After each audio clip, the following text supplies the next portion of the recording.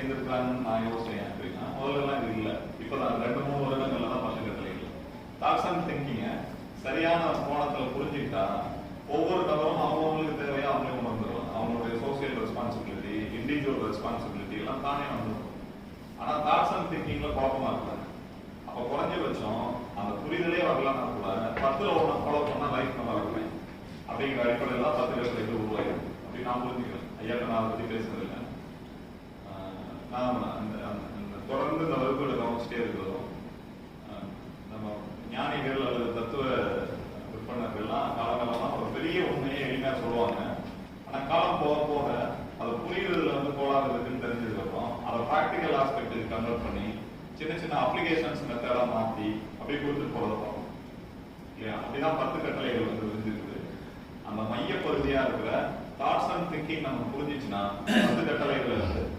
அது ஏன் வந்துச்சு நம்ம சேர்த்து புரிஞ்சுக்கணும். அதனால மையப்பகுதி அதுதான். மனம் பத்தி மொத்தமா பேசுறதுக்கு அதோட இம்பார்ட்டன்ஸ் அதை நேற்று பேசுவோம். அதோட மையப்பகுதியான தாட்ஸ் அண்ட் திங்கிங் இந்த 2 பகுதியில கிளியரா இருந்தோம்னா எல்லா விஷயமும் தானா செய்யும். அதனால இந்த தாட்ஸ் அண்ட் திங்கிங்கிற விஷயத்த நான் எனக்கு புரிஞ்ச விதத்துல சொல்லுறேன். நான் நேற்று சொன்ன மாதிரி தாட்ஸ் அண்ட் திங்கிங் அப்படிங்கிற விஷயத்த இந்த காலத்துலதான் அதை பத்திய உரையாடல் போகுது. காலங்காலமா இப்படி பிரிச்சு யாரும் பார்க்கல, இந்த மாதிரி பிரிச்சு யாரும் பார்க்கல. அதுலதான் 2 பேரும் நான் சொன்னேன். ஒண்ணு பகவத்தையா, இன்னொன்னு எக்கார்ட் டோலே. 2 பேர் மட்டும்தான் தாட்ஸ் அண்ட் திங்கிங் அப்படிங்கிறேன்.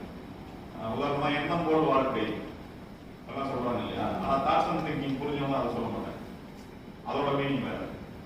எண்ணம் போல வாழ்க்கை இருந்தா நம்ம நினைச்சதெல்லாம் செய்ய முடியுமா? எண்ணம் போல வாழ்க்கை அமைய முடியாது. சிந்தனை போலதான் வாழ்க்கை இருக்கு. சிந்தனைங்கிறது சமஸ்கிருதம். நமக்கு வந்து குறிக்கோள் பண்ணவே இருக்கு. ஒவ்வொரு வார்த்தையும் எங்க இருந்து வந்ததுன்னு தெரியாதனால ஒன்னவே இன்னொன்னா பயன்படுத்தி கேட்போம். அந்த குழப்பத்துக்குள்ள போக வேண்டாங்கிறதுனாலதான் நான் திருப்பி தாட்ஸ் அண்ட் திங்கிங் அப்படிங்கிற ஒரு விஷயம். தாட்டை நீங்க மொழிபெயர்த்தீங்கன்னா எண்ணம் வரலாம் அல்லது நினைவுகள் வரலாம். ஐயா நினைவுகள் சொல்லுவோம். அது நிறைய வார்த்தைகள் இருந்ததுனால குழப்பம் வந்துடும். நம்ம இப்படி பின்னணி உள்ள வார்த்தைகளை பயன்படுத்தும் போது உதாரணமா அறிவு அப்படிங்கிற வார்த்தை இருக்கு தமிழ்ல. அறிவு அப்படின்னு சொல்றோம். அறிவுங்கிறத ஆன்மீகவாதிகள் எப்படி எல்லாம் பயன்படுத்திருக்காங்கன்னு பாத்தீங்கன்னா, ஒண்ணு வந்து உதாரணமா ஓஷோ, இந்த மனித அறிவு தான் உங்களுடைய ஞானத்திற்கு தடை அப்படின்னு ஓஷோ இல்ல கேள்விப்பட்டிருக்கீங்க. டாக்டர் பசுல் ரஹ்மான் மாதிரியான இன்னும் பலர் வந்து மனித அறிவு குப்பை அப்படின்னு சொல்றோம். அப்ப அறிவு நீங்க எதை சொல்றாங்க?